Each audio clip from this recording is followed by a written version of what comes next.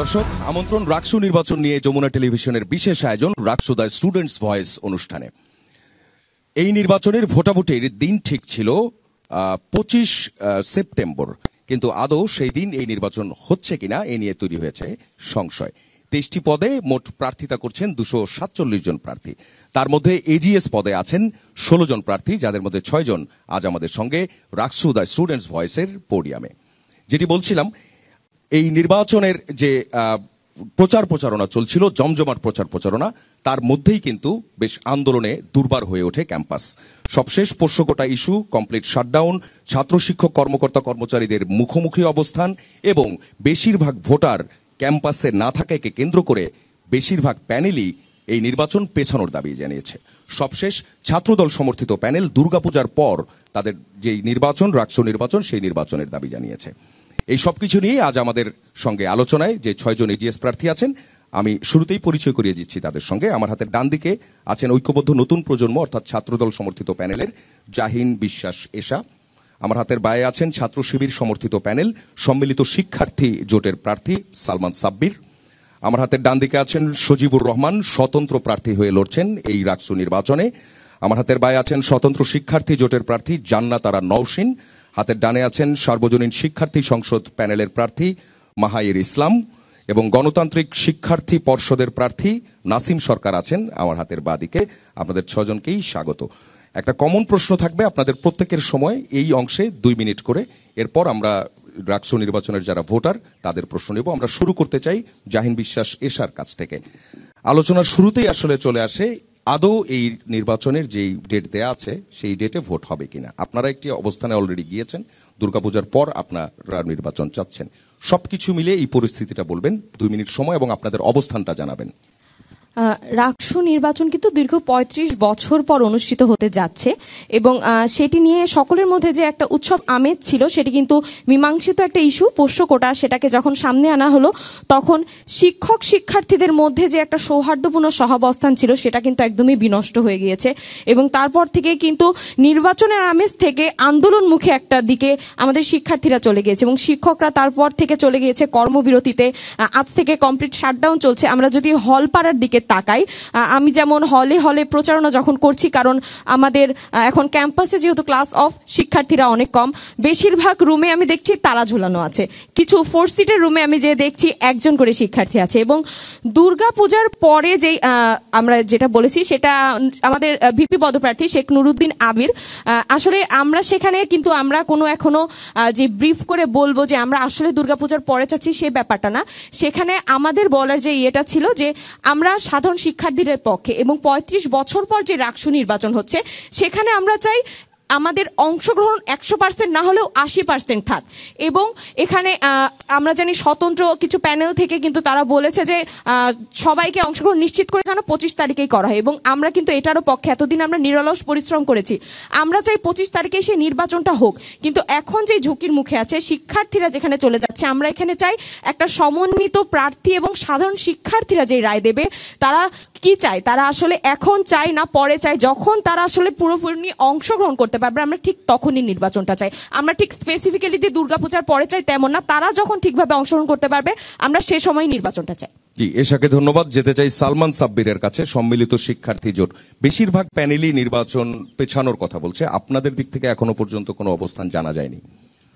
দেখেন, দীর্ঘ 35 বছর পরে যখন রাজশাহী বিশ্ববিদ্যালয়ে রাকসু নির্বাচন হচ্ছে, এটির অন্যতম একটি কারণ হচ্ছে জুলাই বিপ্লব পরবর্তী এবং জুলাই বিপ্লবের সময় একটি দাবি ছিল যে ক্যাম্পাসগুলোতে ছাত্র সংসদ নির্বাচন করা।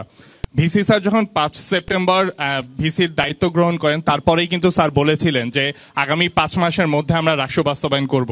সেই জায়গা থেকে আমরা দেখেছি যে ফেব্রুয়ারির মধ্যে নির্বাচন সম্পন্ন করার কথা থাকলেও ওনারা সেটি পারেননি। পরবর্তীতে জুনের লাস্ট উইকের দিকে একটি ডেট দেওয়া হয়েছিল, সেই ডেটকেও পিছানো হয়েছে। দীর্ঘ 1 মাস পরে এসে 30 জুলাই সম্ভবত হচ্ছে তফসিল ঘোষণা করা হয়, যার ডেট ছিল হচ্ছে 15 সেপ্টেম্বর। সেই 15 সেপ্টেম্বরকেও পিছিয়ে এখন করা হয়েছে 25 সেপ্টেম্বর। এবং ঠিক নির্বাচনের 2-3 দিন আগে এসে যখন আমরা দেখলাম যে পোষ্যকোটার মতো একটি মীমাংসিত ইস্যুকে সামনে নিয়ে আসা হলো এবং আবার একটি গুঞ্জন তোলা হচ্ছে যে 25 তারিখে নির্বাচন সম্ভব না, এটিকে আবার পিছাতে হবে, তখন আমাদের কাছে সুস্পষ্টভাবে মনে হয় যে এটি রাকসু বানচালের একটি প্রক্রিয়া। এবং দীর্ঘ 35 বছর ধরে যে শিক্ষার্থীদের তাদের যে অধিকার আদায়ের প্ল্যাটফর্ম এবং ক্যাম্পাসে শিক্ষক কর্মকর্তা কর্মচারীদের পাশাপাশি স্টুডেন্টদের যে একটা স্টেক এবং স্টুডেন্টদের যে একটি অধিকার আদায়ের জায়গা, সেই জায়গা থেকে আবারও শিক্ষার্থীদেরকে দমিয়ে রাখার একটি পরিকল্পনা। এই জায়গা থেকে আমরা দুইটা জিনিস সুস্পষ্টভাবে বলতে চাই যে যখন পোষ্যকোটা সামনে আসলো আমরা কিন্তু দুইটা পয়েন্টে কথা বলেছি। এক, রাজশাহী বিশ্ববিদ্যালয়ে পোষ্যকোটার কোনো অস্তিত্ব থাকতে পারবে না। দুই, 25 তারিখেই রাষ্ট্র নির্বাচন বাস্তবায়ন করতে হবে। এখন দেখেন, এই জায়গা থেকে আমরা প্রশাসনের যারা আমরা ভোটার এবং প্রার্থী রয়েছে, আমাদের কাছে সুস্পষ্ট বার্তা হচ্ছে আমরা যেহেতু দীর্ঘদিন প্রচারণা করেছি এবং সবকিছু উতরাই 25 তারিখে ভোটের তারিখ ঠিক করা হয়েছে, আমরা চাই 25 তারিখেই নির্বাচন হোক। তবে এই জায়গাতে প্রশাসনকে নিশ্চিত করতে হবে যে বিশ্ববিদ্যালয়ের প্রতিটি জায়গার পরিবেশ স্বাভাবিক থাকবে। যে সকল ভোটার বা প্রার্থী এবং শিক্ষার্থীরা শঙ্কার মধ্যে রয়েছে সেই শঙ্কা দূর করার দায়িত্ব প্রশাসনের, এবং একটি সুস্থ পরিবেশে কিভাবে ভোট আয়োজন করা যায় এটা প্রশাসনকে মেনটেন করতে হবে। আমাদের জায়গা থেকে আমরা সুস্পষ্টভাবে এখনো 25 তারিখ নির্বাচনের পক্ষেই, তবে বিশ্ববিদ্যালয়ের প্রতিটি শিক্ষার্থীকে সাথে নিয়েই 25 তারিখে নির্বাচনের পক্ষে আমরা মতামত দিই। জি, সাব্বিরকে ধন্যবাদ। যাব স্বতন্ত্র প্রার্থী সজীবুর রহমানের কাছে। এই আন্দোলনের সঙ্গে আপনি দুদিন অনশনও করেছেন এবং আপনার বিরুদ্ধে তদন্ত কমিটিও গঠন হয়েছে, এই ধরনের ঘটনাগুলোও ঘটেছে, এখনকার অবস্থানটা কি? প্রথমে আমি আপনাকে ধন্যবাদ জানাচ্ছি। আমি প্রথমে যে বিষয়টা বলবো, রাকসুকে ঘিরে যে বর্তমান অবস্থা তৈরি হয়েছে, যে সংকটাপূর্ণ অবস্থা তৈরি হয়েছে, সেটার দায় একান্তই বিশ্ববিদ্যালয় প্রশাসনের। কারণ আমরা কিন্তু রাকসুকে নিয়ে রাজশাহী বিশ্ববিদ্যালয়ে দীর্ঘ 35 বছর পর অন্যরকম একটা আমেজ তৈরি হয়েছিল। আর একটা যে বিষয়টা বলবো, এই চলমান যে পরিস্থিতি, রাকসুকে কি আইওয়াস হিসেবে ব্যবহার করেছে বিশ্ববিদ্যালয় প্রশাসন? কারণ আপনাকে বলতে চাই যে রাকসুকে কেন্দ্র করে বিশ্ববিদ্যালয়ের প্রাণ হচ্ছে শিক্ষার্থীরা।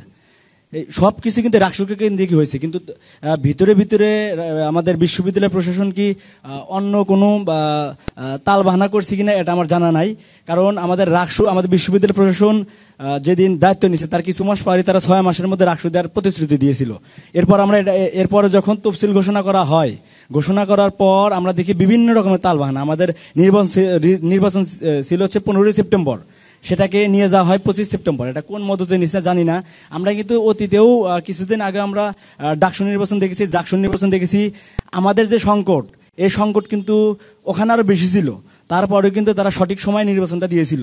তারা হচ্ছে কোন অদৃশ্য শক্তি বলে তৎকালীন সময়ে এই ডেটটা পিছিয়েছিল, আমার জানা নাই, এটা একটা বিষয়। আর একটা যেটা বিষয়, যে এখন যে বর্তমান পরিস্থিতি, আমরা চাই কি নির্বাচন হবে হচ্ছে সকলের অংশগ্রহণমূলক নির্বাচন যেন ডামি নির্বাচন না হয়।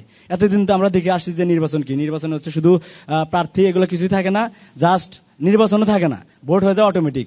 এরকম ভোট যেন না হয়, আমরা চাই সকলের অংশগ্রহণমূলক নির্বাচন। আর এই পরিবেশটা অনিশ্চিত করছে স্বয়ং বিশ্ববিদ্যালয় প্রশাসন, এর দায় একান্ত বিশ্ববিদ্যালয় প্রশাসন। আর আরেকটা যেটা বললেন সেটা হচ্ছে আমাদের যে বিশ্ববিদ্যালয় প্রশাসন আছে, এই বিশ্ববিদ্যালয় প্রশাসন হচ্ছে একদম মেরুদণ্ডহীন এবং গাদ্দার প্রশাসন। কারণ এরা হচ্ছে বারবার আমাদের সাথে বেইমানি করছে। আর আমাদের যে চলমান পরিস্থিতি, এই পরিস্থিতির দায় একমাত্র হচ্ছে রাজশাহী বিশ্ববিদ্যালয় প্রশাসনের। আর আমি একজন স্বতন্ত্র প্রার্থী হিসেবে চাই, ইভেন আমার দীর্ঘদিনের সংগ্রাম, ইভেন এটার মানে আমি যোগ্য একজন দাবি যারা রাকসু চাইতো তাদের মধ্যে আমি ছিলাম অন্যতম। তো এই দিক বিবেচনা আমি সবসময় চাই যে 25 তারিখেই হোক, কিন্তু সকলের অংশগ্রহণমূলক হোক, যেখানে কেউ যেন বাদ না থাকে। আমরা ইতিমধ্যে দেখতেছি হলে সবাই চলে যাচ্ছে, যাবে না কেন? বিশ্ববিদ্যালয় প্রশাসনের অদূরদর্শী সিদ্ধান্তের কারণে মানে অন্যরকম একটা পরিবেশ সৃষ্টি হচ্ছে। সেখানে শঙ্কার জায়গা থেকে বিশ্ববিদ্যালয়ের শিক্ষার্থীরা বাসায় চলে যাচ্ছে। তো এই মতো অবস্থাতে আমরা এখন যারা আছে, আমরা তো স্বতন্ত্র প্রার্থী হিসেবে আমাদের ভোটার হচ্ছে সাধারণ শিক্ষার্থীর উপস্থিতি নাই। এখন তো আমরা তো এইভাবে ছেড়ে দিতে পারি না, যাদের রিজার্ভ ভোট আছে তারা বিনা প্রতিদ্বন্দ্বিতায় জিতে যাক বা বিনা ভোটে জিতে যাক। জি, সজীবকে ধন্যবাদ। আমরা যেতে চাই জান্নাতারা নওশিনের কাছে। প্রশ্নটা তো করাই আছে, আপনি উত্তরটা দিবেন। ধন্যবাদ। আমি জান্নাতারা নওশিন, পড়াশোনা করছি সমাজকর্ম বিভাগ থেকে। আমার ব্যালট নাম্বার 1, এজিএস পদপ্রার্থী। আসলে রাকসু একটা পোষ্যকোটা আসলে একটা মীমাংসিত একটা পর্যায় ছিল। সেখান থেকে নির্বাচনের কিছুদিন আগে এই জিনিসটা তুলে আনা হয়েছে সম্পূর্ণভাবে রাকসুকে বানচাল করার উদ্দেশ্যে। আমাদের কথা ছিল 15 সেপ্টেম্বর আমাদের নির্বাচনটা হবে। তারা প্রি প্ল্যান্ড ওয়েতে একদম পুরো পুজোর ছুটির আগে তারা হচ্ছে 25 তারিখে এই নির্বাচনটা দিয়ে আমাদের ডেট দিয়েছে। এটা হচ্ছে তাদের একদম পূর্ব পরিকল্পিত। তার উপরে তারা অযৌক্তিকভাবে এখন কিছুদিন পূর্বে যেই কর্মবিরতি দিয়েছে, এখন দেখা যাচ্ছে একদিকে কর্মবিরতি, অন্যদিকে পুজোর ছুটি। সাধারণ শিক্ষার্থী সাধারণভাবেই তারা বাসায় চলে যাবে, বাড়ি চলে যাবে। দেখা যাচ্ছে যারা নন পলিটিক্যাল, অ্যাপলিটিক্যাল যারা আছে তারা কোনোভাবে এখানে থাকতে ইচ্ছুক হবে না, এটাই স্বাভাবিক। তো কিন্তু আমরা চাচ্ছি না যে 25 তারিখের পরবর্তীতে নির্বাচনটা হোক, কারণ নির্বাচনের একটা সুষ্ঠু গতি ধারা আছে, সেটা অব্যাহত থাকুক। এবং নির্বাচনটা সুষ্ঠু হবে কিনা 25 তারিখের পরে হলে সেটা নিয়ে আসলে প্রশ্ন থেকেই যায়। আমাদের যেটা বলার সেটা হচ্ছে নির্বাচন সুষ্ঠুভাবে সম্পন্ন করার জন্য যে প্রশাসন আছে, এই সম্পূর্ণ দায়ভার প্রশাসনকে নিতে হবে এবং সম্পন্ন করার জন্য যা যা করণীয় সেটা প্রশাসনকে করতে হবে। সকলের সুনিশ্চিত করতে হবে যেন সকলেই নির্বাচনে উপস্থিত থাকে এবং নির্বাচনটা সুষ্ঠু সুন্দরভাবে হয়। Thank you. নওশিনকে ধন্যবাদ। যাব মাহাইর ইসলামের কাছে। আপনাকে ধন্যবাদ। আমি মনে করি যে প্রশাসনের যে নির্বাচনের তারিখ যখন 25 তারিখে সর্বপ্রথম 28 তারিখে নিয়ে আসলো, তারপর দাবির প্রেক্ষিতে 25 তারিখে নিয়ে আসা, এই যে 25 তারিখ নির্বাচন দেওয়া, এই আমি মনে করি প্রশাসনের এই কার্যক্রমের ভেতরেই তাদের সদিচ্ছা নিয়ে একটা প্রশ্ন থেকে যায়, যেখানে পুজোর মাত্র 2 দিন আগে। তো এই সময়ে আমাদের একটা নির্দিষ্ট ধর্মাবলম্বী ভাই বোনেরা থাকবে কিনা এই প্রশ্নটা কিন্তু শুরু থেকে ছিল, তারা এটা কিন্তু তোয়াক্কা করেনি। তো এবং এরপরে মানে আমি বলছি যে শুরু থেকেই কিন্তু প্রশ্নটা ছিল যে এদের সদিচ্ছা আদৌ আছে কিনা। এবং যখন নির্বাচনের একটা উৎসব মুখর আমেজ চলছে আমাদের সবার মধ্যে, যখন ঈদ আনন্দ চলছে, ঠিক তখনই পোষ্যকটাকে আবার সামনে আনা হয়েছে। এবং তারা কিন্তু প্রশাসনেরই মানুষ, এবং পোষ্যকটাকে সামনে এনে আপনি যেটা দেখতে পারেন একটা অপ্রীতিকর পরিস্থিতি তৈরি হয়েছে। পরিস্থিতি তৈরি করে তারা বলছে যে আমরা সবকিছু বন্ধ চাচ্ছি কিন্তু রাকসু নির্বাচন ছাড়া। তো এটা কিভাবে সম্ভব? আমি একজন স্টুডেন্ট হিসেবে আমার একাডেমিক বিষয়টা আমার গুরুত্ব পাবে। আমার একাডেমিক কোনো কাজই চলছে না, আমাকে বলছে আমাকে রাকসু নির্বাচন তারা দেওয়ার জন্য সকল রাকসু নির্বাচন তাদের যেই শাটডাউনের আওতার বাইরে রাখছে। এখন যদি 25 তারিখে নির্বাচন আর কি সালমান সাবির বললেন তিনি চাচ্ছেন, তো 25 তারিখে নির্বাচনটা আসলে তিনি ওই দিন কাদেরকে নিয়ে করবেন? আমরা দেখতে পাচ্ছি এশা আপু বলছেন যে 25 তারিখ মানে এখনই অনেকে চলে যাচ্ছে, বিভিন্ন হলগুলোতে তালা পড়ে গেছে, ম্যাচগুলোতে বন্ধ হয়ে যাচ্ছে। তো সেই 25 তারিখ আসতে আসতে তো এটা খুবই একদম অল্প পার্সেন্টেজ এসে পড়বে। সেই অবস্থায় তারা আসলে কাদেরকে নিয়ে নির্বাচনটা করতে যাচ্ছেন অনেকে বলছেন যে। আর আরেকটা বিষয় হচ্ছে যে আজকে যারা যে স্বতন্ত্র এবং ছাত্রদল যারা নির্বাচন নিয়ে যারা শঙ্কা প্রকাশ করেছেন এবং এটা পেছানোর দাবি করছে ছাত্রদল, আর স্বতন্ত্ররা বলছে যে 25 তারিখে আগে ছাত্রদের উপস্থিতি সাপেক্ষে নির্বাচনটা হওয়া, এটার সমালোচনা করার যৌক্তিকতা কি আসলে? এখানে তারা তো বলছে যে আমার ভোটারদের উপস্থিতি আগে নিশ্চিত করতে হবে, আমার ভোটার ছাড়াই নির্বাচন আয়োজন করলে এটা একটা হাস্যকর একটা নির্বাচনে পরিণত হবে। সুতরাং এখানে সমালোচনা কিছু দেখছি না। জি, মাহির ইসলামকে ধন্যবাদ। নাসিম সরকার। আচ্ছা, এখানে অধিকাংশ সদস্যরা যা বললেন অধিকাংশের সাথে আমার আসলে কোনো দ্বিমত নাই। তবে আমার একটা কথা হলো, বাংলাদেশের যে রাজনৈতিক সংস্কৃতি সেটা হলো বিশ্ববিদ্যালয়গুলো সবসময় দলীয়করণ করা হয়। তো আমরা জানি এই দলীয়করণকৃত প্রশাসন সবসময় তাদের মতাদর্শের যারা ছাত্র সংগঠন আছে তাদেরকে একটা সুবিধা দেওয়ার চেষ্টা করে। তো তারই ধারাবাহিকতা হিসাবে রাজশাহী বিশ্ববিদ্যালয়ে আমরা বিভিন্ন ধরনের কারসাজি দেখেছি প্রথম থেকেই। তারা তাদের মতাদর্শের সংগঠনকে সুবিধা দেওয়ার জন্য 28 সেপ্টেম্বর একটা ডেট তারা ঠিক করে দিয়েছিল, কিন্তু এটা হাস্যকর একটা ডেট। যখন একটা ছুটির মাঝখানে একটা ডেট ছিল তখন অধিকাংশ শিক্ষার্থীরা আসলে বাড়িতে চলে যাবে। তো যখন সকল শিক্ষার্থীরা সমালোচনা শুরু করে তখন তারা আবার ওটাকে 25 তারিখ নিয়ে আসে, সেটাও একটা বিতর্কিত ডেট। তারপরেও অধিকাংশ শিক্ষার্থীদের প্রতি সম্মান জানিয়ে আমরা সেই ডেট মেনে নিয়েছিলাম। তো এখন যে একটা উদ্ভূত পরিস্থিতি তৈরি হয়েছে বিশ্ববিদ্যালয়ে পোষ্যকটাকে কেন্দ্র করে, সেটা আমার মনে হচ্ছে একটা মানে এটা একটা কারসাজি আর কি, যে ক্যাম্পাসটাকে শাটডাউন করে ফেলা। এই সময়ে এসে ক্যাম্পাস শাটডাউন এবং একটা অচল অবস্থার মধ্যে আমরা নির্বাচন কি করে আশা করব? যখন নির্বাচনটা আয়োজন করাই হচ্ছে শিক্ষার্থীদের জন্য, এখন অধিকাংশ শিক্ষার্থীরা যদি বাসায় চলে যায় সেক্ষেত্রে নির্বাচনটা কাদের নিয়ে করা হবে? এখানে ছাত্র শিবির সমর্থিত সালমান সাব্বির ভাই যে কথাটা বললেন যে তারা 25 তারিখে নির্বাচন চান এবং শিক্ষার্থীদের সাথে নিয়ে, সেটা তো একটা আকাশ কুসুম কল্পনা হলো। কারণ কালকে যখন আমি প্রচারণা যাই অধিকাংশ হলগুলোতে আমি তালা ঝোলানো দেখেছি এবং আমার সহপাঠীরা অনেকে টিকিট কেটে চলে গেছেন। তো সেক্ষেত্রে এই দাবি তোলাই তো একটা অবান্তর দাবি। তো আমরা আমাদের আলাদা কোনো স্টেটমেন্ট নাই, শিক্ষার্থীরা অধিকাংশ শিক্ষার্থীরা যে দিকে যাবে তারা যদি কালকে সকল শিক্ষার্থী অংশগ্রহণে নির্বাচন আয়োজন করতে পারে আমরা কালকেই করবো। যদি সেটার জন্য সময় লাগে সেই সময় আমরা শিক্ষার্থীদের জন্য আমরা সেই সময় দেবো আর কি। জি, নাসিম সরকারকে ধন্যবাদ। আমাদের 6 জনই তার যাদের অবস্থান জানিয়েছেন। এখন আমরা ভোটারদের কথা নিতে চাই, রাকসু নির্বাচনের ভোটার। আপনার বিশ্ববিদ্যালয়ের পরিচয় দিয়ে প্রশ্নটা করবেন। আমি শারজিদ আহমেদ, ইসলামের ইতিহাস ও সংস্কৃতি বিভাগ, 20-21 সেশন। তো আমার প্রশ্ন হচ্ছে এজিএস পদপ্রার্থী স্বতন্ত্র থেকে সজিবুর রহমানের কাছে। যেহেতু রাকসু এবং পোষ্যকোটা মানে পাশাপাশি অবস্থান করছে প্রায় কাছাকাছি সময়ে, তো অনেক শিক্ষার্থী বাড়ি চলে যাচ্ছে এবং ক্যাম্পাসে হচ্ছে বিগত 2 দিন খুবই উত্তপ্ত অবস্থা ছিল। তো এখানে দেখলাম যে কামরুল হাসান সজীব ভাই এবং সালাউদ্দিন আম্মারের ছাত্রত্ব নিয়ে হচ্ছে প্রশ্ন উঠছে। তো একজন সহযোদ্ধা হিসাবে আপনার অবস্থান কি এখানে, আর এই প্রশ্ন? জি, সরাসরি উত্তর দিন। ধন্যবাদ আপনার এই সুন্দর প্রশ্ন করার জন্য। প্রথমেই বলতে চাই যে আমাদের রাকসু যেহেতু কোনো রাজনৈতিক প্ল্যাটফর্ম না, এটা হচ্ছে একটা অরাজনৈতিক প্ল্যাটফর্ম। তো রাকসুতে যারা প্রতিনিধি হিসেবে থাকবে তারা কোনো রাজনৈতিক দলের প্রতিনিধি হিসেবে থাকবে না, তারা থাকবে শিক্ষার্থীদের প্রতিনিধি হিসেবে। তো শিক্ষার্থীদের প্রতিনিধি হিসেবে আমার যেটা দায়িত্ব ছিল সেটা হচ্ছে শিক্ষার্থীদের যে যৌক্তিক বিষয়গুলা, এই বিষয়গুলো নিয়ে আগে আওয়াজ তোলা। সেই দিক বিবেচনায় পোষ্যকটা কি, আমরা যদি এখন ভর্তি পরীক্ষায় যদি আমরা এখানে না আসতে পারতাম তাহলে কিন্তু এখানে কথা বলার সুযোগ পেতাম না। এভাবে দেখা যায় যে পোষ্যকটায় মানে প্রত্যেক বছর কয়েকশো শিক্ষার্থী এভাবে বঞ্চিত হয়। এই জায়গা থেকে একটা রাজশাহী বিশ্ববিদ্যালয় একটা পারিবারিক প্রতিষ্ঠানের একটা পর্যায়ে চলে গিয়েছে। এই রাজশাহী বিশ্ববিদ্যালয়কে পারিবারিক প্রতিষ্ঠানের শিকল থেকে মুক্ত করার জন্য আমরা হচ্ছে আজ থেকে 2 মাস আগে কামরুল হাসান সজীব ভাই, আম্মার, আমি, আলভি সহ ছাত্র অধিকার পরিষদের আরো কিছু ভাই ছিল, তারা সহ হচ্ছে আমরা এটাকে কবরে পাঠিয়েছিলাম। তো আমরা দেখি যে উদ্ভূত কারণে এক অদৃশ্য শক্তির বলে বা জিনও বলতে পারেন, জিনের মাধ্যমেও এই কবর থেকে পোষ্যকোটাটা উঠিয়ে আনার চেষ্টা করেছিল। তো আমাদের কাছে তো হচ্ছে নির্বাচনের থেকেও ইম্পর্টেন্ট কি শিক্ষার্থীদের অধিকার না, যারা হচ্ছে এখন প্রতিনিধি হবে রাকসুর, তারা যদি এখনই যদি মেরুদণ্ড সোজা করে না থাকতে পারে, তাদের অধিকার আদায় করে না দিতে পারে, তাহলে তারা রাকসুতে প্রতিনিধিত্ব কি হবে। তো সেই জায়গা থেকে আমি এবং আমার বন্ধু তারা হচ্ছে আমরণ অনশনে বসেছিলাম যেন পোষ্যকোটা বাতিল হয়।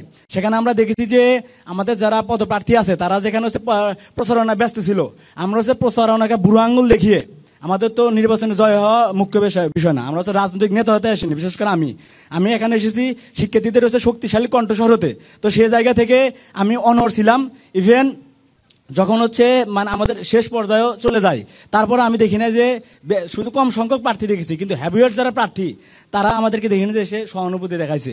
তার পরিপ্রেক্ষিতে যখন আমাদের অবস্থা অবনতির দিকে যায়, তখন হচ্ছে সর্বস্তরের শিক্ষার্থীর আবারও জুলাইয়ের যে একটা তেজ, সেটা কিন্তু আমরা দেখিয়ে দিয়েছি এবং বিশ্ববিদ্যালয় প্রশাসনকে আমরা দেখিয়ে দিয়েছি যে শিক্ষার্থীদের ম্যান্ডেটের বাইরে যদি গিয়ে কোনো কাজ করা হয় শিক্ষার্থী কিন্তু বসে থাকবে না। আর সালাউদ্দিন আম্মার এবং কামরুল হাসান সজীব ভাই ওনারা যেটা করছে তারা হচ্ছে একদম শিক্ষার্থীদের জন্যই করছে। আজ থেকে হচ্ছে যদি বছরখানেক আগে যায়, সেক্ষেত্রে যদি দেখি যে বিশ্ববিদ্যালয়ে আগুন ধরে দেওয়া হয়েছিল, সেটাকে আপনি কি অপরাধ ধরবেন? সেটাকে আমাদের যৌক্তিক দাবির জন্য তারাও সেটা করছিল। তো অনশনে আমরা যখন বসছিলাম ওই কর্মসূচিতে এক পর্যায়ে আমরা কর্মসূচি অনশন মঞ্চে ছিলাম, ওইভাবে প্রত্যক্ষভাবে জানি না। তবে যে বিষয়টা হয়েছে এর দায় হচ্ছে বিশ্ববিদ্যালয় প্রশাসনের, যারা এই অদ্ভুত পরিস্থিতি তৈরি করছে। যদি শাস্তি দিতে হয়, বিশ্ববিদ্যালয় প্রশাসনের যারা দায়িত্ব ছিল এবং পোষ্যকোটা পুনর্বহাল করছিল, সবার আগে তাদের শিক্ষক বাতিল করতে হবে। আর আমাদের যেসব শিক্ষার্থীরা তাদের ছাত্রত্ব বাতিলের হুমকি, মৃত্যুর হুমকি, সবকিছুকে বুড়ো আঙ্গুল দেখিয়ে সিজের হুমকি তারা শিক্ষার্থীদের পাশে এসে দাঁড়িয়েছিল, তাদেরকে আমরা সেলুট জানাই। আর তাদের যদি ছাত্রত্ব বাতিল কেন, তাদের যদি চোখ তুলে কেউ তাকায়, তাহলে রাজশাহী বিশ্ববিদ্যালয়ের শিক্ষার্থীরা বসে থাকবে না। ধন্যবাদ। জি, আরেকটা প্রশ্ন নিতে চাই আরেকজন ভোটারের। আসসালামু আলাইকুম, আমি মোহাম্মদ তারিকুল ইসলাম, 19 সেশন ফাইন্যান্স বিভাগ। তো আমার প্রশ্ন হলো, আমি প্রায় 5 বছর ধরেই রাজশাহী ইউনিভার্সিটিতে আছি, প্রায় 5.5 বছর। তো এই 5 বছর আমি ছাত্র রাজনীতির ইতিহাস ভালো দেখি নাই, ঠিক আছে। এখন আমার প্রশ্ন হলো যে ছাত্র মানে যারা শিবির সমর্থিত এবং ছাত্র দল বা অন্য যারা রাজনৈতিক দলের সমর্থন আছে তাদের প্রশ্ন করতে চাই, আপনারা যে ছাত্রদের এজেন্ডা বাস্তবায়ন করবেন নাকি রাজনৈতিক এজেন্ডা বাস্তবায়ন করবেন, এই নিশ্চয়তা আমরা কিভাবে পাবো? আমরা একজন সাধারণ ছাত্র হিসেবে এই নিশ্চয়তা কিভাবে পাবো যেখানে রাজনৈতিক এটা রাকসু সম্পূর্ণই অরাজনৈতিক একটা সংগঠন, তো সেখানে আপনারা রাজনৈতিক দল সমর্থন করতেছেন, তো সেখানে আমরা কিভাবে নিশ্চয়তা পাবো? এরপর আমরা ইতিহাস খুব একটা ভালো পাই না 5 বছরে। আপনার প্রশ্নটা মনে হয় ক্লিয়ার, রাইট? আমাদের আমরা কিভাবে এই নিশ্চয়তা পাবো সাধারণ ছাত্রীরা? একজন ভোটার তারেক তিনি প্রশ্ন করেছেন ছাত্র শিবির এবং ছাত্র দলের 2 প্রার্থীর কাছে। আমরা প্রথম উত্তরটা যাব সালমান সাব্বির, সম্মিলিত শিক্ষার্থী জোটের প্রার্থী। দেখেন, আমি এই প্রশ্নের উত্তরটি এভাবে দিতে চাই এবং বরাবরই একই কথা বলি যে রাজশাহী বিশ্ববিদ্যালয় এরিয়ার মধ্যে আমাদের যদি কোনো পরিচয় থাকে সেটি সর্বপ্রথম হচ্ছে, আমি আমার ক্ষেত্রে বলি, আমি রাজশাহী বিশ্ববিদ্যালয়ের পরিসংখ্যান বিভাগের একজন শিক্ষার্থী। এটি হচ্ছে আমার রাজশাহী বিশ্ববিদ্যালয় এরিয়ার মধ্যে আমার প্রথম পরিচয়।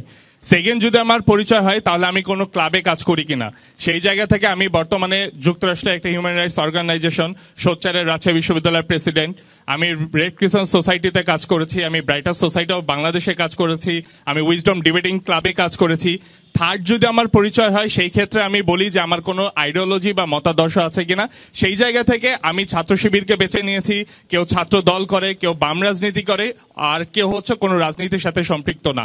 তো আমরা যদি রাকসুতে বিজয়ী হই তাহলে আসলে আমরা আমাদের কোনো রাজনৈতিক এজেন্ডা বাস্তবায়ন করবো কিনা, ভাইয়ের কোশ্চেন ছিল এইটা। আপনি দেখেন রাকসু একটি অরাজনৈতিক প্ল্যাটফর্ম এবং এটাকে বলা হয় সামাজিক ও সাংস্কৃতিক প্ল্যাটফর্ম। এবং রাকসুতে যে আমি এজিএস পদে যদি বিজয়ী হই, আমার সংগঠনের কেন্দ্রীয় সভাপতি আমাকে এখানে বিজয়ী করবে না। আমাকে এখানে বিজয়ী হতে হলে রাজশাহী বিশ্ববিদ্যালয়ের 30,000 শিক্ষার্থীদের ম্যান্ডেট এবং তাদের ভোটের মাধ্যমে নির্বাচিত হতে হবে। সেই জায়গা থেকে আমি যদি বিজয়ী হই অবশ্যই আমি দায়বদ্ধ থাকবো আমার বিশ্ববিদ্যালয়ের শিক্ষার্থীদের কাছে, আমার জবাবদিহিতা নিবে আমার বিশ্ববিদ্যালয় শিক্ষার্থী। আমি যদি কোনো অন্যায় বা কোনো প্রতিশ্রুতি দেওয়ার পরে সেটি ভঙ্গ করি, অবশ্যই শিক্ষার্থীদের সেই স্পেসটুকু থাকবে আমাকে প্রশ্নবিদ্ধ করার। সুতরাং এই জায়গাতে আসলে বিষয়টা এরকম না যে আমরা এখানে বিজয় হওয়ার পরে আমাদের অন্য যে সংগঠনের সাথে রয়েছি সেই সংগঠনে হচ্ছে পারপাস আমরা সার্ভ করব। এবং একই সাথে আরেকটা জিনিস বলতে চাই যে দেখেন, এখানে আমরা যারাই হচ্ছে রাজনৈতিক ব্যাকগ্রাউন্ড থেকে এসেছি তাদের বিগত 1 বছরে যদি আমরা কার্যক্রম দেখি, আপনারা কি এমন কোন কার্যক্রম দেখেছেন যে এটা বাংলাদেশ ইসলামী ছাত্র শিবির শিক্ষার্থীদের ম্যান্ডেটের বাইরে যে কাজ করেছে? আমরা সব সময় চেষ্টা করি শিক্ষার্থীদের পাস বুঝে কাজ করার, শিক্ষার্থীদের প্রত্যেকটি যৌক্তিক অধিকার এবং দাবিতে আমরা সোচ্চার ছিলাম। এবং আপনাদের প্রশ্ন আসতে পারে যে দেখেন বিগত 15 থেকে 16 বছরে ফ্যাসিবাদী সরকার আমাদের বিশ্ববিদ্যালয়ে আসলে কোনো কার্যক্রম পরিচালনা করার সুযোগ দেয়নি। সেই জায়গা থেকে আসলেই ছাত্র শিবির শিক্ষার্থীদের কল্যাণে কাজ করতে পারে কিনা সেই সুযোগটা আমরা হচ্ছে পাইনি। তো আমাদের বিগত 1 বছরের যদি কার্যক্রম দেখেন, আমরা আপনাদের কাছে প্রতিশ্রুতিবদ্ধ এবং এই জায়গা থেকে বলতে চাই অতীতে যেমন আমরা শিক্ষার্থীদের পাশে ছিলাম, বর্তমানেও শিক্ষার্থীদের পাশে আছি এবং ভবিষ্যতে আপনারা যদি আমাদেরকে বিজয়ী নাও করেন তাও আমরা শিক্ষার্থীদের পাশে থেকে কাজ চালিয়ে যাবো ইনশাআল্লাহ। জি ধন্যবাদ সাব্বির। একই প্রশ্নে কি উত্তর দিবেন এশা? রাজনৈতিক মতাদর্শ আমার মনে হয় এখানে যারা আছে সকলেরই নির্দিষ্ট কোনো মতাদর্শে তারা বিশ্বাসী। কেউ সরাসরি রাজনীতিতে যুক্ত হয়, কেউ সরাসরি রাজনীতিতে যুক্ত হয় না। 15 বছর আমরা যে ফ্যাসিস্ট শাসন আমল দেখেছি, সেখানে যেগুলো আমরা দেখেছি তার বিপক্ষে কিন্তু আমাদের একটা একাত্মবদ্ধ অবস্থান থেকে কিন্তু আমরা এই আজকের জায়গায় এসেছি। এবং সেখানে আমরা কিন্তু চেয়েছিলাম রাজনৈতিক একটা পরিবর্তন, এবং সেই রাজনৈতিক পরিবর্তনটা আমার মনে হয় দূর থেকে সমালোচনা করার থেকে আমি যদি সেই রাজনৈতিক যে মতাদর্শে বিশ্বাসী সেখান থেকে যদি আমি সেই পরিবর্তনটা আনার চেষ্টা করতে পারি, আমার মনে হয় সেটা আরো বেশি ফলপ্রসূ হবে। যার কারণে কিন্তু আমি হয়তো আমি একটা রাজনৈতিক দলের সাথে যুক্ত। এবার ছাত্রদল সমর্থিত যে প্যানেল, সেখানে তারা কিন্তু অনেকে আছে যারা রাজনৈতিক দলের কোনো পোস্টের নেতা না, তারা এই মতাদর্শে বিশ্বাসী, তারা এই প্যানেল থেকে কাজ করছে। এবং আমরা যারা এক একটা সেক্টরে যারা পদবিতে প্রতিদ্বন্দ্বিতা করছি, তারা সেই সকল সেক্টরে তাদের নিজেদের কৃতিত্বের জায়গাটা কিন্তু রেখেছে এবং তারপরে তাদের সেই অভিজ্ঞতাকে কাজে লাগিয়ে শিক্ষার্থীদের কণ্ঠস্বর হয়ে তারা কিভাবে কাজ করতে পারে সেখানে এসেছে। আমি 15 বছর দেখেছি, আমি যখন গণরুমে উঠেছি আমার ব্যাচমেটই সরাসরি রুমে উঠেছে, তখন সেই জায়গায় আমার নিজের কিভাবে হীনমন্যতা ভুক্ত হয়েছে সেটা কিন্তু আমি নিজেও জানি। এবং আমি যদি এসে রাজনৈতিক পরিবর্তন করতে এসে যদি আমি সেই কাজটাই করি, আমার নিজের কাছেই তো আমার কোনো জবাবদিহিতা থাকবে না। এবং আমার মনে হয় এই আমরা তো রাজনৈতিক পট্ট যে পরিবর্তন, তারপরে আমি যতদিন ক্যাম্পাসে আছি আমি আগেও যেভাবে ছিলাম এখনো সেভাবে আছি এবং রাজশাহী বিশ্ববিদ্যালয়ের একজন শিক্ষার্থী হিসেবে আছি। এছাড়া আমি বাইরে যেভাবে নিজের নন পলিটিক্যাল কাজকর্মগুলো করছি, সেখানেও আমার কোনো পলিটিক্যাল ছাপ কেউ কখনো বলতে পারবে না যে আমি পলিটিক্যাল ছাপ দেখিয়ে সেই জায়গা থেকে বেরিয়ে আসছি। এবং শিক্ষার্থীদের অধিকার আদায়ের প্ল্যাটফর্ম প্লাস এটা কিন্তু সামাজিক এবং সাংস্কৃতিক একটা প্ল্যাটফর্ম। আমাদের যেই রাকসুটা, সেখানে আমাদের যে মৌলিক সমস্যাগুলো রয়েছে আমাদের বিশ্ববিদ্যালয়ে, সেটা কিন্তু অনেকগুলো সমস্যা। সেগুলো আপনারা যে সমস্যা ফেস করেন একজন শিক্ষার্থী হিসেবে আমি সেম সমস্যা ফেস করি। আমাদের শিক্ষা গবেষণার সমস্যা, একাডেমিক এক্সিলেন্সি, আমাদের আবাসন, খাদ্য, পানি, আমাদের পার্ট টাইম জব, আমাদের যে রাস্তা, সবকিছু নিয়ে নিরাপত্তা, সবকিছুর সমস্যা কিন্তু আমি নিজে ফেস করি। এখন আমি এই 1 বছরের মধ্যে ক্যাম্পাসের এতগুলো সমস্যা সমাধান করব নাকি দলীয় স্বার্থ সিদ্ধির দিকে যাব? আবার যদি আমি আমার দলের দিকে যাই, আমরা কিছুদিন আগে কিন্তু প্রথম বর্ষের ভোটাধিকার নিয়ে একটা লড়াই করেছিলাম। সেখানে কি প্রথম বর্ষের সবাই কি ছাত্র দলকে ভোট দেবে? সবাই কি ছাত্রদল সমর্থিত? যদি আমরা আমাদের এজেন্ডা বাস্তবায়নের জন্য সেটা করতাম, তাহলে নিশ্চয়ই আমরা শুধুমাত্র তাদের জন্য সেই এত আলোচনা সমালোচনার মধ্যে আসতাম না। এবং আমি মনে করি এখানে যারা নির্বাচিত হবে প্রত্যক্ষ সকল ছাত্রদের ভোটের মাধ্যমে ছাত্ররা তাকে ভরসা করতে পারবে এবং সেজন্য হবে। সেখানে প্রতি বছর যখন রাকসু হবে, আমরা এখন থেকে চিন্তা করছি, আশা করছি আমরা যদি তাদের ম্যান্ডেট নিয়ে না কাজ করতে পারি, পরবর্তী বছরে তাদের জবাবদিহিতার জায়গা আমাদের দিতে হবে। এবং এখানে ছাত্রদের স্বার্থ সিদ্ধি ছাড়া দলীয় স্বার্থ সিদ্ধির কোনো জায়গায় নেই। বিশ্ববিদ্যালয় কোনো দলীয় স্বার্থ সিদ্ধির জায়গা না। বিশ্ববিদ্যালয়তে আমাদের সবসময় ছাত্রদের নিয়ে কাজ করতে হবে। রাকসুটাকে যদি আমরা সফলভাবে চিন্তা করতে চাই, আপনারা যদি ব্যক্তি বিবেচনা করে দেখতে চান, 15 বছরের ফ্যাসিস্টের সাথে যদি আমাদের না গুলিয়ে আমাদের বিবেচনা করে দেখতে চান, আপনারা দেখতে পারবেন যে এখানে আসলে সাধারণ শিক্ষার্থী হিসেবেই সবসময় কাজ করে গিয়েছি এবং এখানে কোনো দলীয় মতাদর্শের ভিত্তিতে কোনো কাজ করে যায়নি। ধন্যবাদ। এরশাকে ধন্যবাদ। আরেকজন ভোটারের প্রশ্নে যাচ্ছি। আসসালামু আলাইকুম, আমি মোহাম্মদ রাইহান আলী, রসায়ন বিভাগ 2য় বর্ষ। আমার প্রশ্নটি সাব্বির ভাইয়ের কাছে। আমরা জানি তিনি সাবেক সমন্বয়ক ছিলেন, কিন্তু জুলাই বিপ্লবের সময় 19 তারিখ থেকে নেট বন্ধ ছিল, কিন্তু আমরা দেখতে পেতাম কি তিনি পোস্ট করতেন ফেসবুকে আমাদের জুলাই বিপ্লবের পক্ষে। তো তিনি কোথা থেকে পোস্ট করতেন, সেটা আমার প্রশ্ন সাব্বির ভাইয়ের কাছে। আর দ্বিতীয় প্রশ্ন হচ্ছে, যেহেতু 25 তারিখ নির্বাচন, অনেকেই বাড়ি চলে যাচ্ছে, আর বাড়ি চলে গেলে তিনি 25 তারিখে আবার নির্বাচন চাচ্ছেন, তাহলে সেই নির্বাচন কি অংশগ্রহণমূলক নির্বাচন হবে কি হবে না, সেটা সাব্বির ভাইয়ের কাছে আমার প্রশ্ন থাকলো। অথবা এই নির্বাচন হলেও কত শতাংশ ভোট পড়তে পারে সাব্বির? সেকেন্ড কোশ্চেনটা থেকে যদি যাই। আচ্ছা, এখানে হচ্ছে আমি আমার প্রথম কথার একটু বলি। আমরা বরাবরই বলে এসেছি 25 তারিখে আমরা নির্বাচন চাই এবং শিক্ষার্থীদের সাথে নিয়ে নির্বাচন চাই। আপনি দেখেন ডাকসু যখন নির্বাচন হয় তার আগেও কিন্তু 3-4 দিন ছুটি ছিল, কিন্তু পরবর্তীতে আমরা দেখলাম ডাকসুতে 78% ভোট কাস্ট হয়েছে। এই জায়গাতে আমাদেরও শঙ্কা রয়েছে যে শিক্ষার্থীরা বাড়িতে চলে যাচ্ছে, এই জায়গা থেকে কতটুকু ভোট কাস্ট হতে পারে। একটা জিনিস খেয়াল করে দেখেন, আমাকে বারবার বলা হলো যে আমি কাদেরকে নিয়ে নির্বাচন করব। আমি একজন প্রার্থী, আমি সর্বোচ্চ আমার ভোটারদের কাছে যাব, প্রচারণা করব এবং তাদের কাছে দোয়া প্রত্যাশা করতে পারি।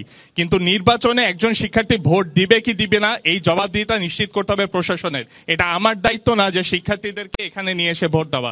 আমি সর্বোচ্চ জায়গা থেকে চেষ্টা করব যে শিক্ষার্থীদেরকে অনুরোধ পর্যন্ত করতেছি যে আপনারা দীর্ঘ 35 বছর পরে রাষ্ট্র নির্বাচন হচ্ছে, 25 তারিখে আপনারা ভোট দেন, তারপরে হচ্ছে আপনারা যান। তো এই জায়গা থেকে আমরা এখনো আশাবাদী যে 25 তারিখে শিক্ষার্থীরা একতাবদ্ধভাবে নির্বাচনে ভোট দিবে এবং ডাকসু জাকসুর থেকেও এখানে হচ্ছে ভোটকাস্ট বেশি হবে বলে আমরা মনে করি। আর প্রথম যে হচ্ছে প্রশ্নটি করা হয়েছে, আমি একটু শর্টে অ্যান্সার দিই। আমার একটাই পরিচয়, আমি জুলাই বাকিদের সাথে যোদ্ধা ছিলাম, জাস্ট এতটুকুই। এই জায়গাতে প্রশ্নটি করা হলো যে ইন্টারনেট বন্ধের সময় আসলে ব্ল্যাকআউটের সময় আসলে ইন্টারনেট কিভাবে চলছে আর কি। তো এই জায়গাতে আমি এটার উত্তর এভাবে দিই যে দেখেন, 16 তারিখ যখন আমরা প্রথম ছাত্রলীগকে বিতাড়িত করি, 17 তারিখ আমি যদি ভুল না করি সন্ধ্যার দিকে মোবাইলের ইন্টারনেট বন্ধ করে দেওয়া হয়। 17 তারিখ মোবাইলের ইন্টারনেট বন্ধ করার পরে 18 তারিখ আমরা রাজশাহী বিশ্ববিদ্যালয়ের মেইন গেটের সামনে 3টার দিকে কর্মসূচি পালন করেছিলাম এবং ওই দিন বিকাল থেকেই হচ্ছে ওয়াইফাই পর্যন্ত বন্ধ করে দেওয়া হয়। তার পরবর্তী সময়ে আমরা যারা সম্মুখ সারির যোদ্ধা ছিলাম সকলের একটা সংখ্যা জেগেছিল যে সারা বাংলাদেশের যদি ইন্টারনেট বন্ধ হয়ে যায় আসলে আমাদের আন্দোলনটা কতটুকু আমরা সামনে এগিয়ে নিতে পারবো। সেই জায়গা থেকে প্রথম আমার মাথায় একটি কনসেপ্ট আসে। আমার আম্মু অসুস্থ থাকার কারণে কিছুদিন তার পূর্বেই ইন্ডিয়াতে ঘুরতে গিয়েছিল এবং আপনারা জানেন যে রাজশাহী থেকে ইন্ডিয়া কিন্তু খুবই পার্শ্ববর্তী জায়গা। সেই জায়গা থেকে ইন্ডিয়ান নেটওয়ার্ক আমরা রাজশাহীতে বসে ব্যবহার করতে পারি। তো আমরা প্রথম হচ্ছে তখন উদ্যোগ নিই যে ইন্ডিয়ান সিম দিয়ে আসলে আমরা ইন্টারনেট ব্যবহার করতে পারবো কিনা, এবং 19 তারিখ রাতে আমরা যখন আমাদের ফোনে সেই সিম ঢুকাই তখন দেখি যে বাংলাদেশ থেকে ইন্ডিয়ার নেট দিয়ে আমরা অ্যাক্সেস করতে পারি। পরবর্তীতে 19 তারিখ থেকে 25 তারিখ পর্যন্ত সারা বাংলাদেশের আন্দোলন রাজশাহী বিশ্ববিদ্যালয় এবং রাজশাহী থেকে পরিচালনা হয়েছে।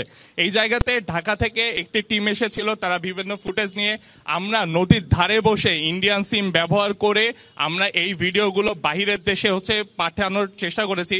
কারণ ওই সময় আসলে আমাদের বাংলাদেশের সব জায়গাতে কানেকশন করাটা খুবই কঠিন। আমরা যদি প্রবাসী ভাইদেরকে একত্রিত করতে পারবো, সেই জায়গা থেকে যদি তাদেরকে এই জায়গাতে একটা ভালো ফোকাস দিতে পারতাম, তাহলে আমাদের আন্দোলনটা চালিয়ে নিয়ে যাওয়া সহজ হতো। তো এই জায়গা থেকে আমাদের আসলে সত্যি গর্বের বিষয় যে এখানে আমি ব্যক্তিগত, আল্লাহ হয়তো বা আমাকে সুযোগ দিয়েছে। আমি মনে করি রাজশাহী বিশ্ববিদ্যালয়ের প্রতিটি শিক্ষার্থী, রাজশাহীর প্রত্যেকজন জনতা বা শিক্ষার্থী এই জায়গাতে কন্ট্রিবিউশন রাখার সুযোগ হয়েছে। এবং জাতীয় বিপ্লব হলো সেই জায়গাতে 16 জুলাই আমরা প্রথম ছাত্রলীগ মুক্ত করি। 19 to 25 জুলাই পর্যন্ত আমরা জাতীয় রাজনীতিতে একটা কন্ট্রিবিউশন রেখেছি এবং 29 জুলাই প্রথম আমরা কারফিউ ভাঙি। এটা আসলে আমাদের গর্বের বিষয়। জি, সাব্বিরকে প্রশ্ন করবেন নওশিন, সম্পূর্ণ প্রশ্ন। জি, আগে নওশিন প্রশ্ন করবে। আচ্ছা, আমার প্রশ্নটা অ্যাকচুয়ালি আগে নওশিন প্রশ্ন করুন, তারপর নিচ্ছি আমরা। ছাত্রদল সমর্থিত জোটের আপু এজিএস এশার কাছে প্রশ্ন। ওকে, আমার প্রশ্নটা হচ্ছে, আপনি নারী শিক্ষার্থীদের জন্য এখন পর্যন্ত ক্যাম্পাসে কি কি কাজ করেছেন? বিশেষ করে আমরা কিছুদিন আগে দেখেছি যে জুলাই 36 হলে, আমার হলে ওখানে 91 জন শিক্ষার্থীকে হেনস্থার শিকার হতে হয়েছে। সেখানে আপনার অবস্থান আমি সেরকম ভাবে চোখে পড়ার মতো দেখিনি, কিন্তু আপনার অবস্থান কি ছিল সেটা যদি একটু পরিষ্কার করতেন। আমি যতদূর জানি সেখান থেকে কিন্তু আমরা প্রতিবাদ জানিয়েছিলাম এবং তার পরবর্তী সময়ে যেটা আমাদের একজন দল থেকেই সে একজন পদধারী ছিল এবং আমরা যে একটা কমেন্ট করা হয়েছিল সেটা আমাদের ছাত্রদলের সহসভাপতি তুহিনা আপুর পোস্টে করা হয়েছিল এবং এটা হাইলাইট হওয়ার আগে আমরা যারা মেয়েরা ছিলাম আমাদের দলীয়, আমাদের মধ্যে এই জিনিসটা সবার আগে এসেছিল এবং আমাদের দলের কিন্তু রাহি ভাই এবং জহুরুল ভাই যারা আছে তারা কিন্তু নিজে যে সেখান থেকে একটা কেস ফাইল করেছে এবং তাকে দল থেকে বহিষ্কার করা হয়েছে। এবং আমি মনে করি এটা তো আমরা ছাত্র আন্দোলন হওয়ার আগে কিন্তু এটা নিয়ে আমরা কাজ শুরু করেছিলাম এবং এটা থেকে আমাদের দল থেকে একটা প্রশাসন যেটা করতে পারিনি সেটা আমরা করে দেখিয়েছি। এবং গেল কথা মেয়েদের জন্য কি কি করেছে যদি বলি, আমি আমার দল থেকে কি করেছি, নারী ফুটবল, আন্তঃহল নারী ফুটবল টিমে খেলার আমরা আয়োজন করেছি, বৈশাখী মেলার আয়োজন করেছি যেখানে প্রতিটি মেয়েকে আমরা ফ্রি স্টল বরাদ্দ দিয়েছিলাম। তারপরে সাইবার বুলিং এর যে ব্যাপারটা সেখান থেকে কিন্তু আমরা বারবার এইটা প্রশাসন অবধি পৌঁছেছি। সাইবার বুলিং সেল গঠনের জন্য, নীতি প্রণয়নের জন্য নির্বাচন কমিশনের কাছে আমরা বারবার বলেছি।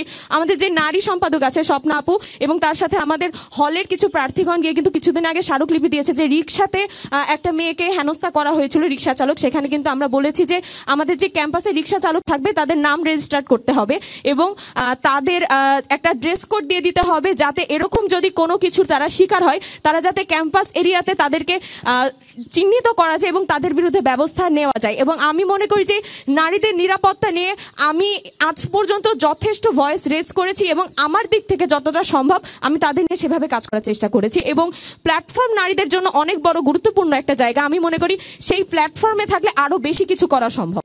ধন্যবাদ। আসলে সেদিনে 91 জনের নারী শিক্ষার্থীদের হেনস্থা হওয়ার যে বিষয়টা, সেখানে আপনাদের দলের একজন যে এরকম বাজে একটা মন্তব্য করেছে, আপনারা তো আপনাদের দলের যেই লোকজন আছে তাদেরকেই সামলাইতে পারতেছেন না, আপনারা ক্যাম্পাসকে কতটুকু সামলাবেন? দলের লোকজন আপনি কি মনে করেন আপনার ফ্যামিলিতে বা আমার ফ্যামিলিতে যতজন আছে আমি কি তাদের সবার মনের মধ্যে ঢুকতে পারি? আমাদের একটা যে কোনো দলেরই হোক সেই দল মত নির্বিশেষে সকলের মনের মধ্যে ঢুকে কিন্তু আপনি কখনো নির্ধারণ করতে পারেন না। আর সামলানোর যে ব্যাপারটা আসলো, আমি কিন্তু তার ফেসবুক কারণ আমার কন্ট্রোলে থাকতে পারে না, সে কি চিন্তা ভাবনা করছে সেটা আমরা কারোর কন্ট্রোলে থাকতে পারি না, কিন্তু আমরা যে ব্যাপারে জিরো টলারেন্স নিয়ে কাজ করছি সেই ব্যাপারে কিন্তু আমরা আমাদের পদক্ষেপ নিয়ে দেখিয়েছি। এই পর্বে সজীবুর রহমান স্বতন্ত্র প্রশ্ন করবেন। আমার যেটা সম্পূর্ণ প্রশ্ন দুঃখিত।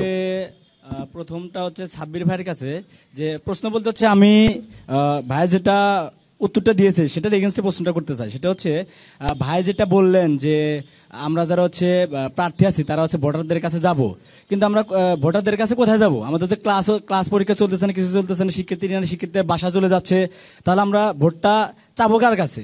আর এটা হচ্ছে স্ক্রিপ্টেড, যেন ভোটাররা বাসা থেকে চলে যায়। কিভাবে স্ক্রিপ্টেড? আমরা যদি দেখি যে বিশ্ববিদ্যালয় প্রশাসনে যারা নির্বাচন কমিশনের দায়িত্বে আছে তারা কোনো না কোনো দলের লেজুরের সাথে জড়িত।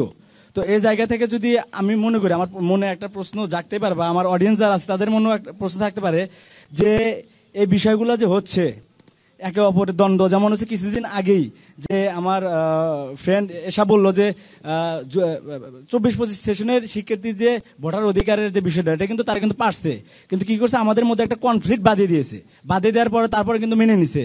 আর আমাদের যে পোষ্য কোটা ইস্যু, এটা ওনারা কিন্তু জানতো যে এই ইস্যুটা যদি আসে তাহলে ক্যাম্পাসে একটা অস্থিতিশীল পরিবেশ তৈরি হবে।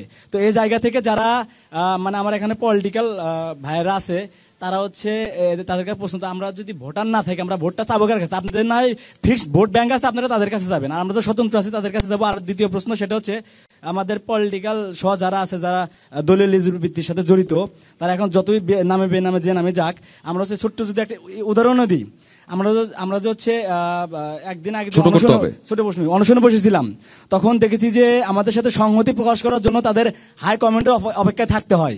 তাহলে হচ্ছে যে রাকসুতে নির্বাচিত হওয়ার পর যদি একটা শিক্ষার্থী কোনো সমস্যায় পড়ে, তাহলে তারা আগে সেই সমস্যা সমাধান করবে, তার ওই সমস্যা সমাধানের আগে তাদের হাই কমান্ডের কাছে যেতে হবে। তো এই জায়গায় সেকেন্ড প্রশ্নের উত্তরটা মনে হয় ওনারা দুইজনে দিয়েছেন একবার। আমাদের একজন ভোটারের প্রশ্নের উত্তর, আপনার সেকেন্ড প্রশ্নের উত্তরটা দিয়েছেন। আমরা প্রথম প্রশ্নের উত্তরটা নেই সাব্বিরের কাছে। জি দেখেন, আমি একটি কথা বারবার বলছি এবং প্রথমেই বলেছি যে আমরা চাই 25 তারিখে রাষ্ট্র নির্বাচন হোক এবং 25 তারিখে ক্লাস পরীক্ষা সবকিছু চালু রেখে প্রশাসনকে এই ব্যবস্থাটা করে দিতে হবে। আমরা কখনো বলিনি যে ক্লাস পরীক্ষা যেভাবে আছে বন্ধ থাক, 25 তারিখে রাষ্ট্র নির্বাচন হতে হবে।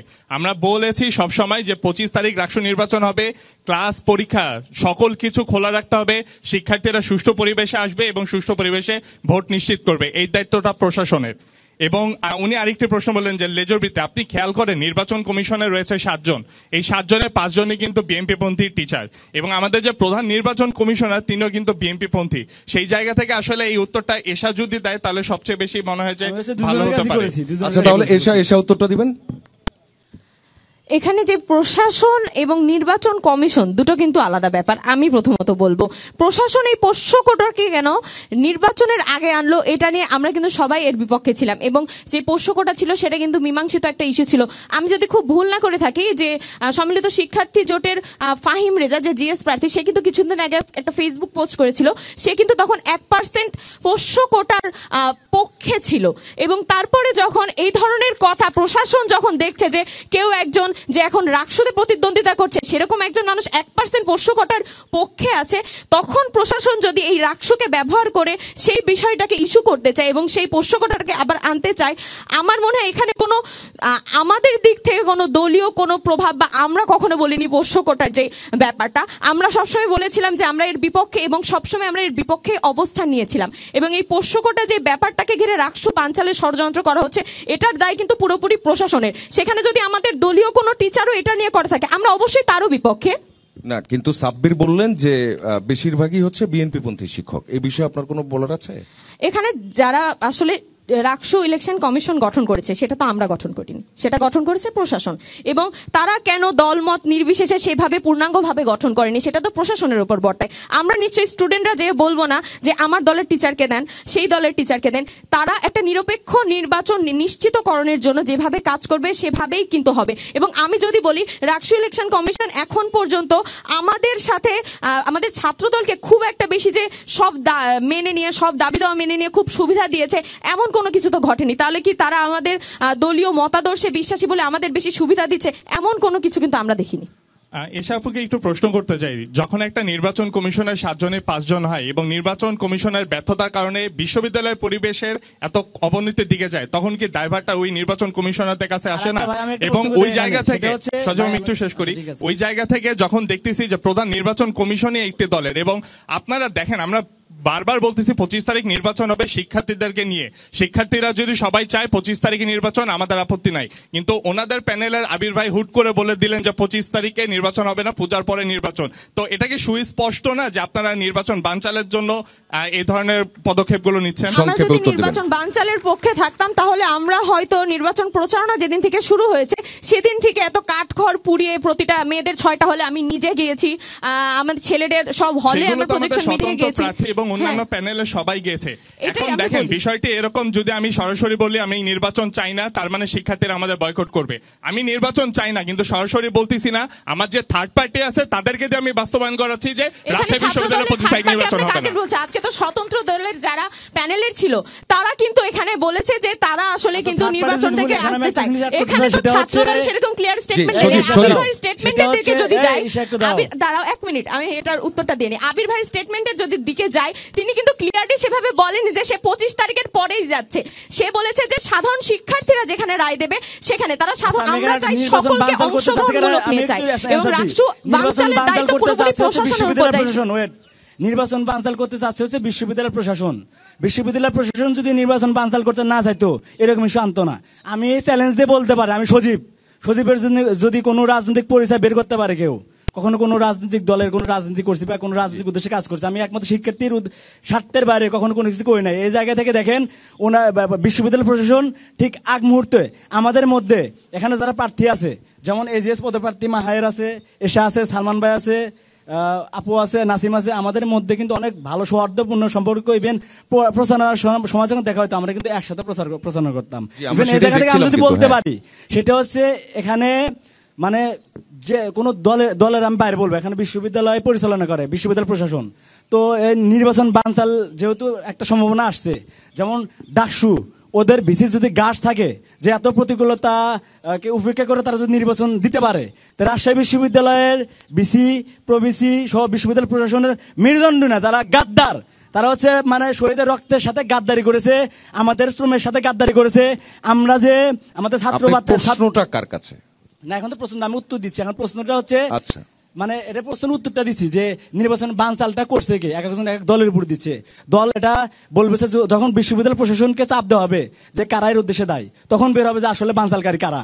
জি, আমরা সজীবের কথা শুনলাম না, আমি একটু নাসিম সরকারের সম্পর্ক প্রশ্নটা নিয়ে আসি। আচ্ছা, আমার প্রশ্নটা প্রথম থেকে আমি বলতে চাচ্ছিলাম, সেটা হলো তারেক ভাই ওখান থেকে একটা প্রশ্ন করেছিলেন যে তারা দীর্ঘকাল ধরে বিশ্ববিদ্যালয়ে যে আধিপত্যবাদী একটা রাজনৈতিক সংস্কৃতি দেখে আসছেন, সেদিক থেকে তারা কোনো রাজনৈতিক দলের উপর ভরসা পাচ্ছেন না। আমি ভাইয়ের সাথে একমত, এবং এই প্রশ্নের প্রেক্ষাপটে সালমান ভাই কিছু প্রশ্নের উত্তর দিচ্ছেন। তারা বলতেছেন যে শিক্ষার্থীদের কাছে তারা জবাবদিহিতা নিশ্চিত করবেন, কিন্তু কিভাবে তারা শিক্ষার্থীদের কাছে জবাবদিহিতা নিশ্চিত করবেন তার কোনো কাঠামো কিন্তু তিনি দেখেন নাই। আমার প্রশ্ন শেষ হয়নি, আমার কিছু বলার আছে এখানে।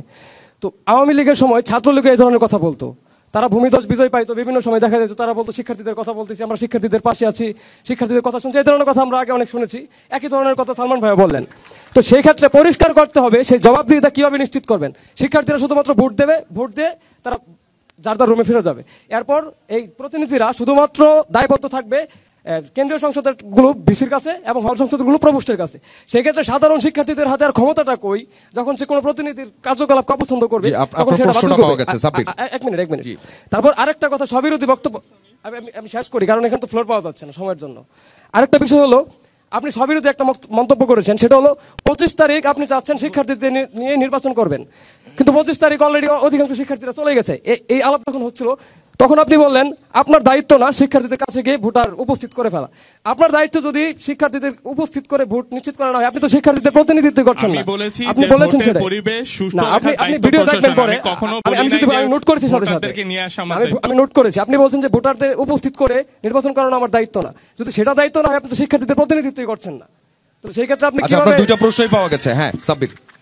আচ্ছা, প্রথম প্রশ্নের যদি উত্তর দিই, আমরা বরাবরই বলতেছি আমাদের ইশতেহারটি দেখবেন, আমরা বলেছি 12 মাসে 24 সংস্কার, অর্থাৎ প্রত্যেক মাসে আমরা 2টা করে সংস্কারের জন্য উদ্যোগ নিয়েছি।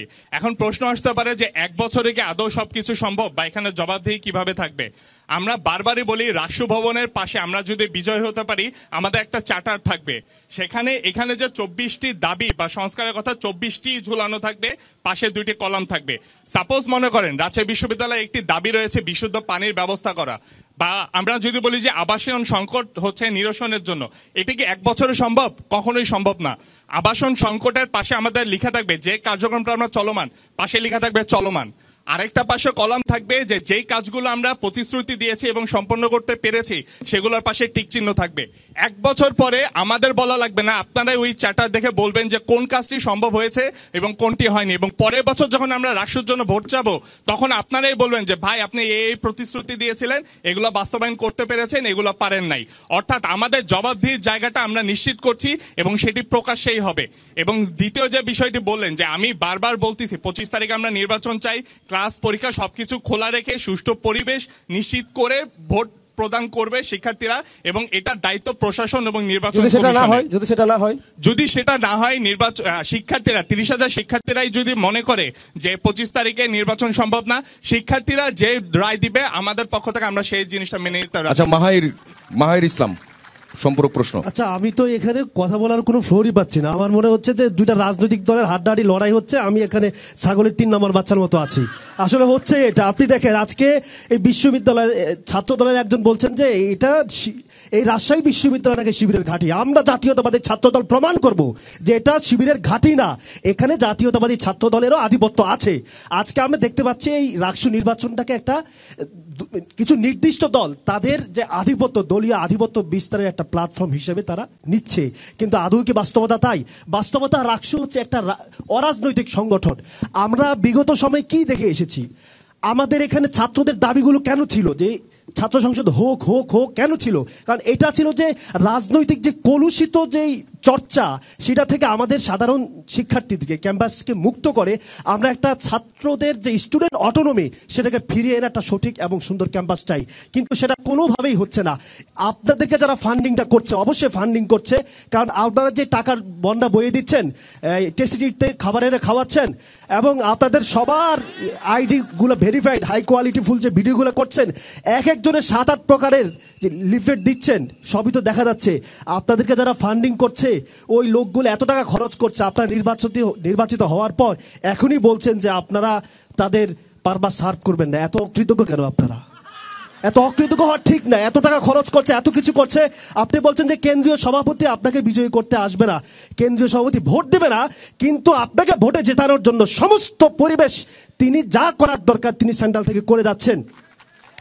আপনি এটাকে হাইকমান্ড, ঠিক আছে, আমি ব্যক্তিগতভাবে বিভিন্ন দলের লোকদের সাথে, বিভিন্ন ছাত্র দল যদি বলি, স্পষ্টভাবে বলি, কথা বলেছি যে আপনাদের যে প্যানেলটা সাজানো হয়েছে, এই প্যানেলটা যেখানে ত্যাগী কর্মী স্থান পায়নি, কেন পায়নি?